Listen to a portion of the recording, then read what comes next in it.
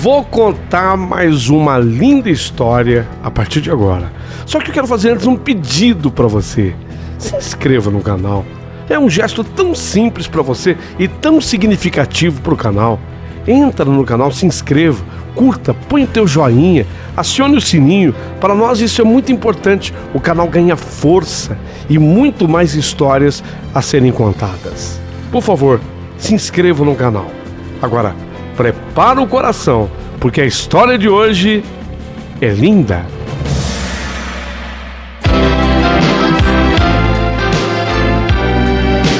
Rádio Emoção. Paulinho, boa pessoa. A verdade de cada um.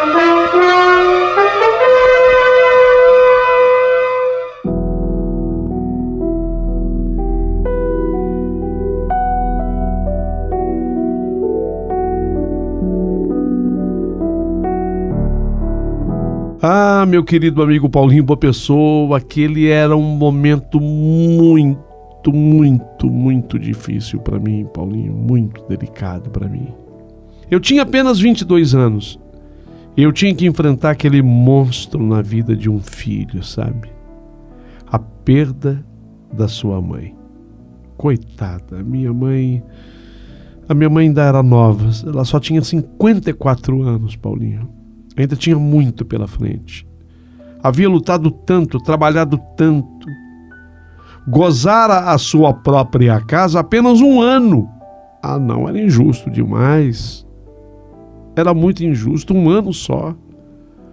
Pois ela tanto fez para conseguir realizar aquele seu sonho.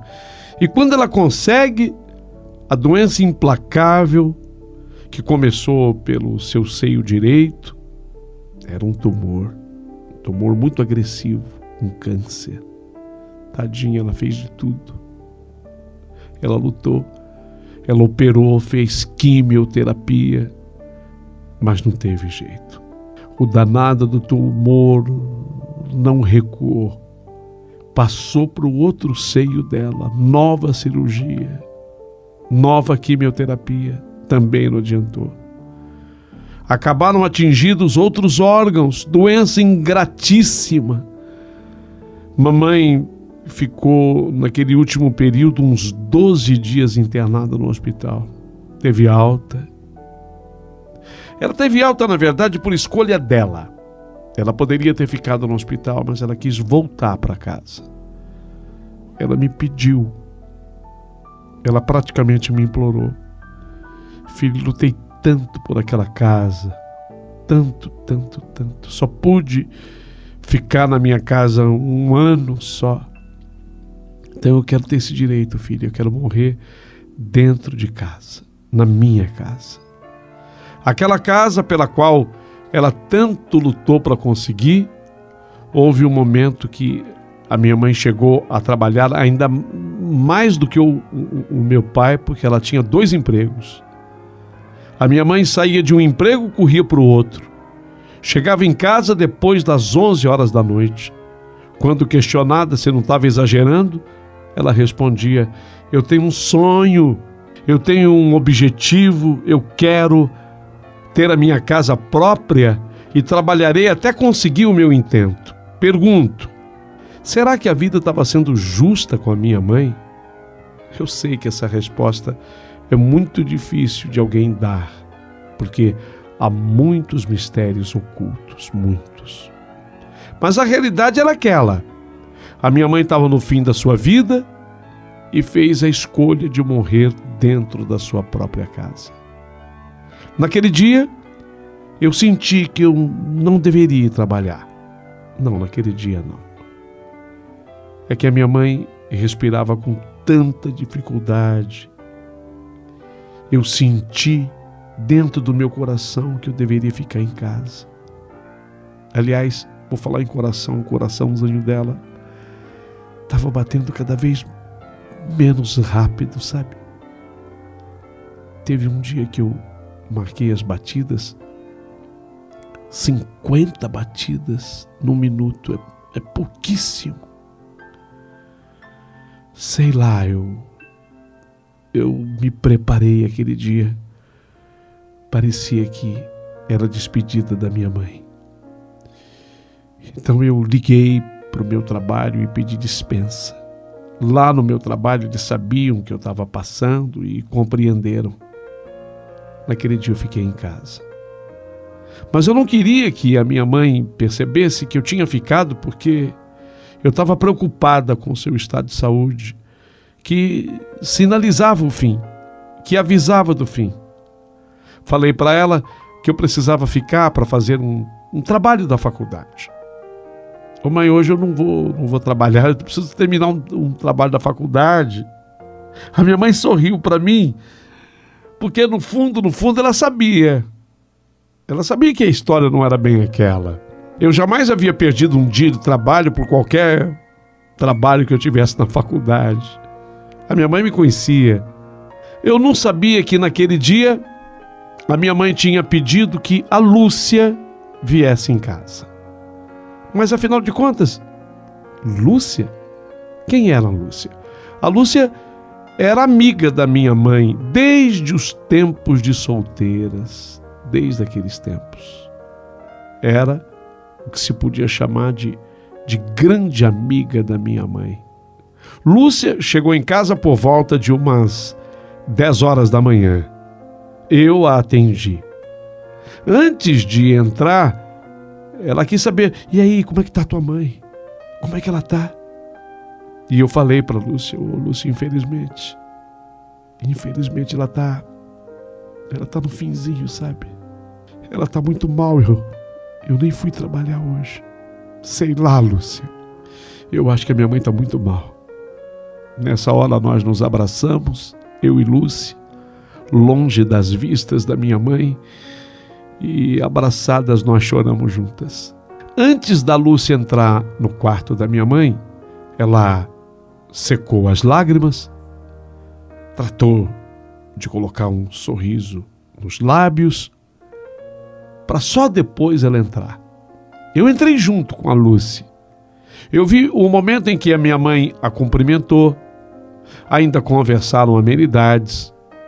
Foi quando, depois de uns minutos, como eu permaneci dentro do quarto, sabe, eu entrei com a Lúcia e fiquei com a Lúcia dentro do quarto. A minha mãe olhou para mim e ela me pediu, filha, oi mãe, filha, você dá licença para mãe, é que eu tenho um assunto particular para tratar com a Lúcia.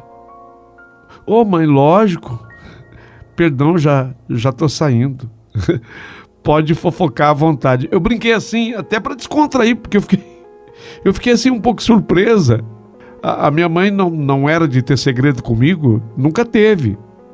Mas eu vi que a conversa entre mamãe e a Lúcia era uma conversa séria. Falei aquilo, sabe? Assim, eu acho que eu fiquei até vermelha na hora. Só então eu me dei conta, quando eu tinha saído de lá, que eu tinha deixado a babá eletrônica ligada. Deixa eu explicar. Eu tinha comprado uma babá eletrônica e essa babá eletrônica eu deixava no criado mudo da minha mãe. Então, se eu tivesse num outro cômodo, assim, onde tivesse ligada a babá eletrônica, eu podia escutar. Especialmente quando a minha mãe, porque ela não tinha mais força assim para chamar a gente, né? Ela chamava baixinho. Então eu escutava quando a minha mãe falava alguma coisa, quando ela reclamava de dor, quando ela falava um ai, eu escutava, corria lá. A respiração da mamãe estava tão fraca, eu tinha medo de que de repente ela perdesse o fôlego, sei lá. Então eu tinha comprado aquela babá eletrônica com esse objetivo. Foi quando eu percebi que, estando lá no meu quarto, eu entrei e escutei, a babá eletrônica estava ligada. Eu pensei em voltar, sabe? Voltar até o quarto onde estava a mamãe. Afinal, ela queria ter um particular com a Lúcia. E lógico, eu sei que não era correto que eu escutasse, que eu ouvisse a conversa. Mas não deu para eu fazer isso. Como assim? Não deu. Porque no que eu pensei em sair do meu quarto para correr para o quarto da minha mãe, desligar a babá eletrônica, antes eu escutei o que me fez gelar. o que eu ouvi foi um choque. Me fez gelar. Depois de ter escutado aquela primeira parte, que me chocou, obviamente eu teria que escutar o restante daquela conversa. Só a minha mãe é quem falava. E dizia a mamãe: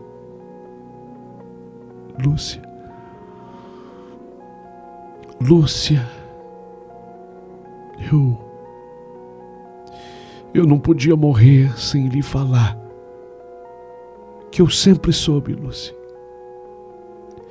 Eu sempre soube de tudo. Não, Lúcia, não fica assim assustada. Eu não quero te condenar. Eu não quero te julgar. E de antemão, eu quero dizer que eu te perdoo. Mas eu sempre soube que você tinha um caso com o Vicente. Meu Deus, o que a minha mãe estava falando? Vicente é o nome do meu pai. A minha mãe estava dizendo que a Lúcia, a sua grande e inseparável amiga Lúcia, ela tinha um caso com o meu pai e a minha mãe, ela sabia? Meu Deus, não é possível. Diante da gravidade do assunto, eu tive que ficar prestando a máxima atenção àquela conversa que seguiu. Ô Lúcia, eu sempre soube de tudo. Sempre. Até do lugar onde vocês se encontravam. Faz 3 anos que eu descobri, Lúcia.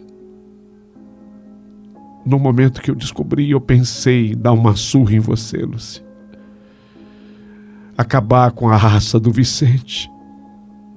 Mas, sabe, Lúcia, eu tinha um objetivo. Eu queria ter a minha casa.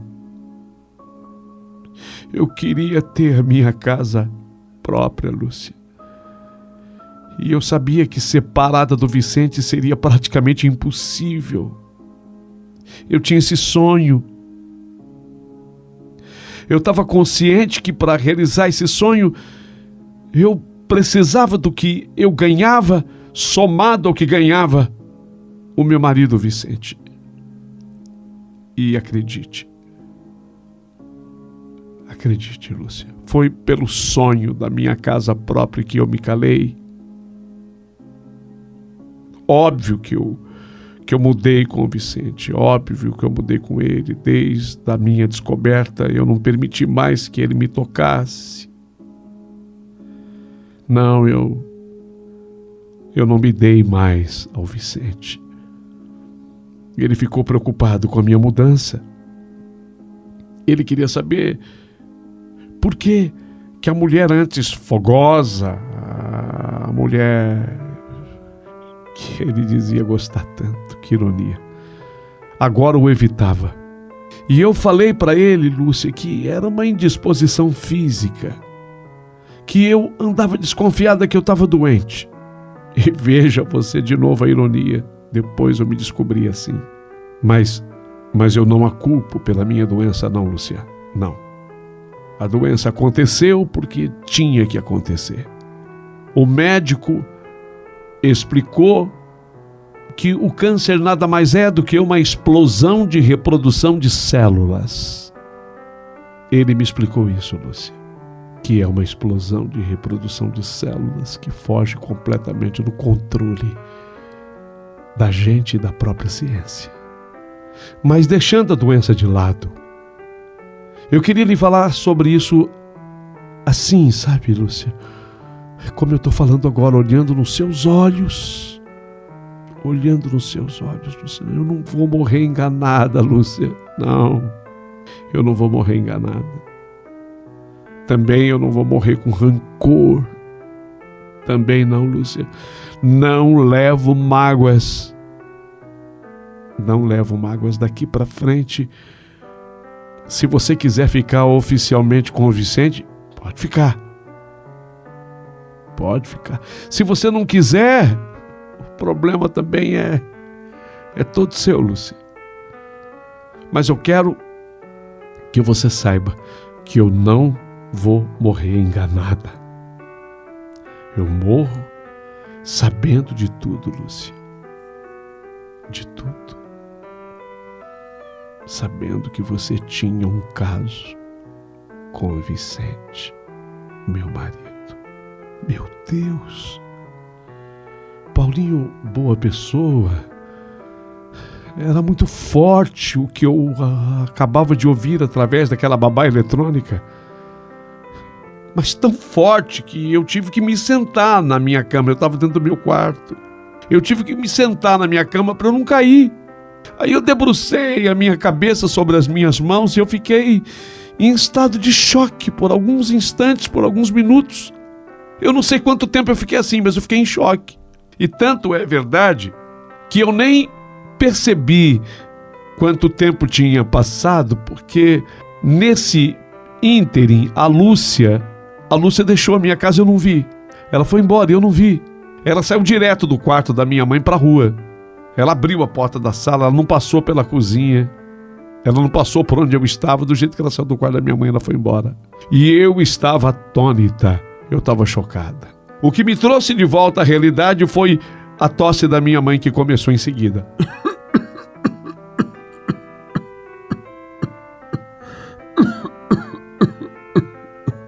A minha mãe começou a tossir sem parar. Procurei me refazer na hora e fui em socorro da minha mãe. Minha mãe estava sem ar. Liguei o oxigênio que ficava em seu quarto e coloquei a ventilação no seu nariz. Até que a mamãe foi controlando, conseguiu de novo se recuperar e respirar. Eu ainda pensava naquele momento se falaria com a mamãe sobre aquilo que eu tinha escutado ou não. Mas eu não teria tempo para fazer isso. A mamãe piorou muito naquele dia. E foi por volta das 3 horas da tarde que a minha mãe naquele dia fechou os olhos para sempre, para nunca mais abri-los. Fiquei muito mal, muito mal. A exemplo do restante de toda a família, eu fiquei muito mal. Meu pai ficou chocado, meus 2 irmãos, idem, mas eu fiquei ainda pior, sabe, devido à descoberta que eu havia feito. Durante o velório, eu via meu pai chorando. Eu via que meu pai estava sofrendo muito mesmo. Mas eu sentia raiva dele por tudo o que ele fizera a minha mãe passar. Depois, eu ainda tive que aturar as lágrimas da Lúcia, que foi também ao velório. Quero dizer que eu sofria muito com a perda irreparável da minha mãe, lógico. E sofria por tudo que eu tomei conhecimento. O dia da morte da minha mãe foi, sem dúvida, o pior dia da minha existência. O pior. Depois de mamãe sepultada, eu ficava esperando o momento de ter aquela conversa com o meu pai. Sim, eu precisava falar para o meu pai que eu sabia de tudo. Eu sabia de tudo. Mas eu sentia tanta raiva dentro de mim que toda vez que eu pensava em falar com o meu pai, eu era tomada por uma crise de choro e eu não conseguia. E assim eu fui adiando a conversa, eu fui deixando a conversa para depois, até que chegou aquele dia. E foi o meu pai quem começou a falar. Estávamos em casa, eu, meus irmãos, quando o papai começa. Meus filhos, eu preciso falar seriamente com vocês. Está com 8 meses da morte da mãe de vocês. E eu tenho me sentido muito só, desde que a Graça se foi, desde que a mãe de vocês faleceu, a Graça. Eu me aproximei demais da Lúcia, sabe? Da Lúcia? Disse um dos meus irmãos. Amiga da mamãe? É, a Lúcia. Ela também sempre foi muito minha amiga. E com a morte da mãe de vocês, ela se aproximou demais de mim. Ela também, a Lúcia, é muito sozinha. Ela é separada já há muito tempo, muitos anos. Disse ainda o meu irmão, porque eu não tinha a menor condição de falar. Ô pai, mas eu não consegui entender. O senhor está querendo dizer o que com isso? Que eu tô pensando. Eu tenho direito, né? Eu tô pensando em ficar junto com a Lúcia. Sim, eu gostaria de saber antes a opinião de vocês. O que vocês acham, meus filhos?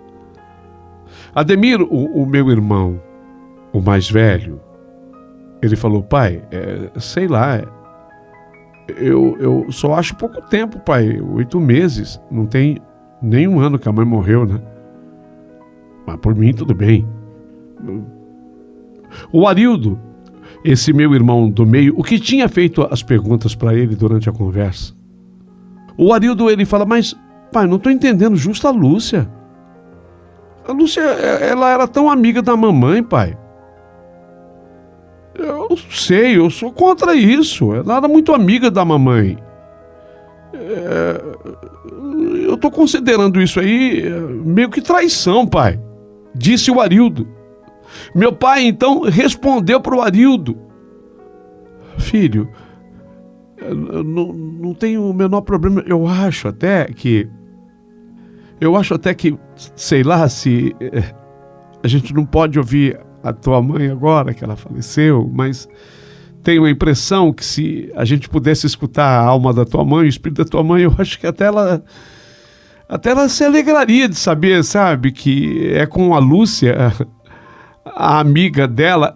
Eu não aguentei nessa hora. Nessa hora eu não aguentei, era muita falsidade daquele homem que eu chamava de pai, era muita falsidade da parte dele, era muita falsidade do seu Vicente. Eu não suportei quando ele falou isso, eu achei isso extremamente agressivo, ofensivo demais. Então eu entrei rasgando: ô Arildo, essa mulher Lúcia nunca foi amiga da mamãe, Arildo. Ela nunca foi amiga da mãe, ela era uma falsa, uma sem vergonha, uma descarada. Meu pai olhou assustado. Meu pai olhou assustado, incrédulo. Ele não estava acreditando no que estava acontecendo, então eu acabei de falar. Uma falsa, ela tinha um caso com o pai. A Lúcia tinha um caso com o pai. A mamãe soube de tudo antes dela morrer. Ela me contou. Ela me contou tudo, pai. Do que você está falando, minha filha? Retrucou meu pai. Do que você está falando? Você está louca? Você enlouqueceu? Eu estou falando do que eu sei, pai. E o que eu sei não é pouco. Eu sei de tudo. E eu estava com tudo isso engasgado dentro de mim, esperando uma oportunidade para eu me abrir. E a oportunidade chegou. Essa é a hora. Por isso escuta, pai. Escuta. E meus irmãos ouçam também. Essa tal de Lúcia não vale o arroz que ela come. Ela não vale a comida que come. Ela é falsa, ela é traidora. E ela pode sim. Essa Lúcia pode sim ter sido a causadora da doença da mamãe. Lógico que ela pode ter sido. Nisso eu incluo também o senhor, pai. Porque ela não é culpada sozinha. Eu acho até que o principal culpado é o senhor. Eu tô querendo dizer, pai, que a Lúcia e o senhor são pessoas da mesma laia. Se vocês querem ficar juntos, que fiquem. Porque vocês se merecem, pai. Se for essa a sua decisão, eu quero que o senhor saiba que o senhor perde uma filha. Não me procure mais, pai. Nunca mais. Não conte comigo para mais nada, pai. O senhor ouviu? Mais nada. Eu não sei qual vai ser a atitude dos meus irmãos, mas a minha é essa. E eu tô falando do fundo da alma, do fundo do meu coração. Quando eu acabei de falar, houve aquele silêncio sepulcral. Meus irmãos me olhavam surpresos, assim como olhavam para o meu pai. Eu falei com tanta veemência que sequer o meu pai teve forças para se defender. Acabei de falar e saí. Acabei de falar e saí. Fui para o meu quarto. Depois, meus irmãos, os dois, foram me consolar. E ao mesmo tempo, em que foram me consolar também buscavam consolo, conforto.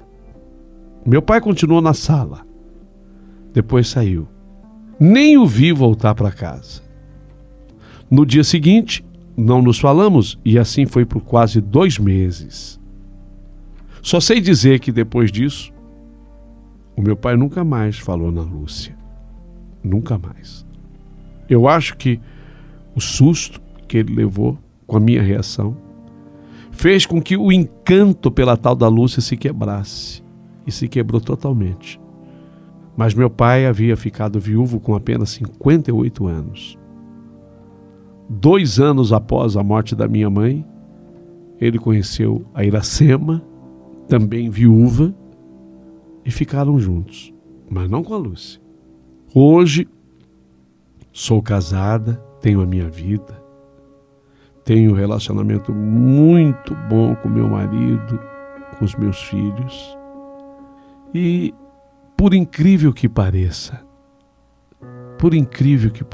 eu acabei perdoando meu pai.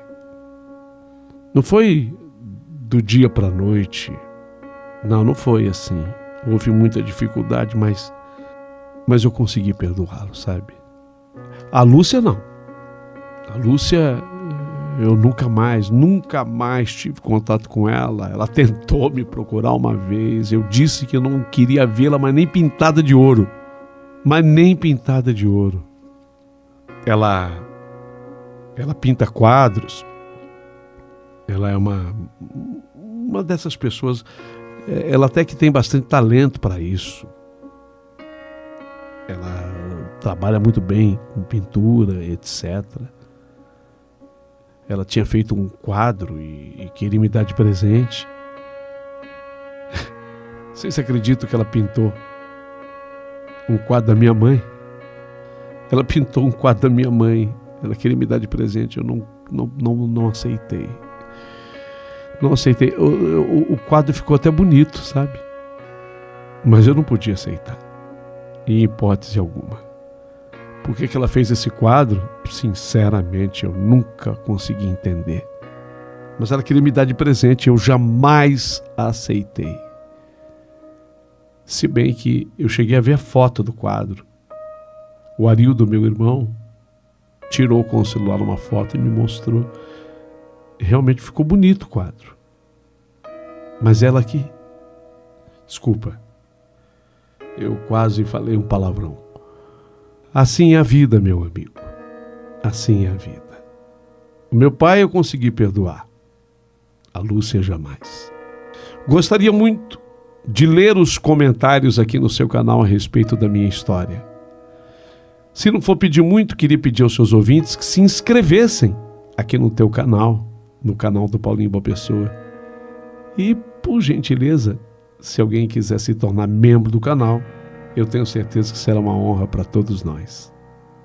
Se torne membro, seja membro do canal do Paulinho Boa Pessoa. Até a próxima.